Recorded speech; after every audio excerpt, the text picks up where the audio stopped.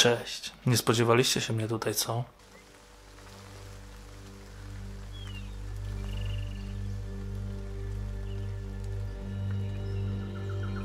Chciałem was powitać i zaprosić na najnowszy materiał, czyli porównanie graficzne The Division 2 w finalnej wersji sklepowej na konsolę Xbox One X oraz demo, jakie zostało zaprezentowane podczas ubiegłorocznych targów E3.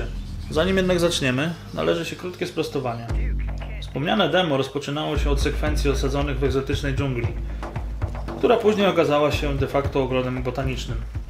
Podczas zwiedzania wirtualnego Waszyngtonu udało mi się znaleźć tą lokację. Jednak z jakiegoś powodu twórcy nie zdecydowali się na jej całkowitą implementację w finalnej grze. Dla przypomnienia, tak miejscówka prezentowała się podczas targów E3, a tak wygląda jej okrojona wersja w ostatecznej wersji. Musimy zastosować mały trik, aby dostać się do środka. Postaram się jak najszybciej to wykonać. I jak widzicie, jesteśmy po drugiej stronie lustra.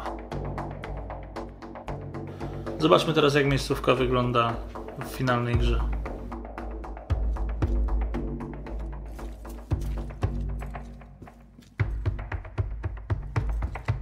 Nie wyciągajmy jednak zbyt pochopnych wniosków. Wydaje mi się, że fakt okrojenia tej lokacji powinien być bardziej rozpatrywany w ramach optymalizacji lub zmiany wizji artystycznej niż jako downgrade. Bo jak zaraz sami się przekonacie, The Division 2 jest kolejnym dowodem na to, że Ubisoft bardzo mocno stara się pozostać przy swoich obietnicach, jakie złożono nam po słynnej już aferze z downgrade'em Watch Dogs. Okej, mając to z głowy, przejdźmy do właściwego materiału. Rozpoczynamy nasze porównanie w miejscu, gdzie bohaterowie demo wychodzą z dżungli, a jedna z postaci wydobywa atrakcyjny sprzęt zawieszonego pod sufitem kontenera z zaopatrzeniem. Jak widzicie, pojemnik ten znajduje się także w finalnej wersji. Następnie kompan w demie musi otworzyć drzwi prowadzące do pomieszczenia udekorowanego choinką. W retailu drzwi te są już otwarte. Co ciekawe, wspomniana dekoracja jest interaktywna w demie, bo główna postać może zapalić lampki. W finalnej wersji niestety nie ma takiej możliwości. Przechodząc dalej, zaobserwować możemy spłoszoną sarnę oraz trochę efektownego oświetlenia w demie. Retail nie wygląda tak spektakularnie. Chciałbym tutaj także zwrócić waszą uwagę na odległość kamery od naszej postaci. Wydaje mi się, że w finalnej wersji jest ona umiejscowiona znacznie bliżej, niż możemy zaobserwować to w demonstracji z E3. Wychodząc z budynku, trafiamy do małego ogrodu, gdzie różnice pomiędzy obiema wersjami są łatwe do zauważenia. Brak namiotów oraz ludzi świadczy o tym, że lokacja została znacząco zmieniona względem jej pierwszej prezentacji. Materiał ten nagrywałem będąc na dosyć wczesnym etapie postępu w grze, więc możliwe, że później ta miejscówka zostanie w jakiś sposób zaaranżowana. W tym miejscu następuje małe cięcie, gdyż twórcy nie pozwolili na przeskoczenie tego płotu w finalnej wersji. Znajdujemy się właśnie na jednej z głównych ulic Waszyngtonu. Spoglądając w stronę Kapitolu możemy zaobserwować bardzo spektakularną prezentację promieni słonecznych przedzierających się przez poranną mgłę.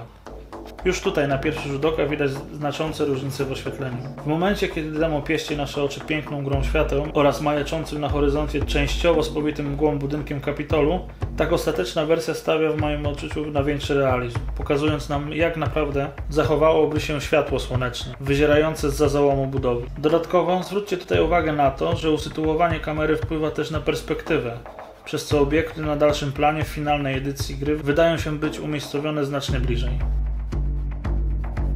Brnąc dalej, możemy zaobserwować po raz kolejny, że cienie w retailu są zdecydowanie ciemniejsze, przez co wyraźniejsze, co de facto sprawia, że wyglądają bardziej naturalnie. Zwróćcie tutaj uwagę na to, że podczas nagrywania tego materiału starałem się możliwie najdokładniej dopasować porę dnia oraz pogodę do warunków przedstawionych w demie. Przechadzając się wzdłuż krawędzi możemy zaobserwować, ile detali oraz elementów pozostało niezmienionych od czasu prezentacji, co świadczyć może o stopniu zaawansowania gry podczas jej pierwszej zapowiedzi.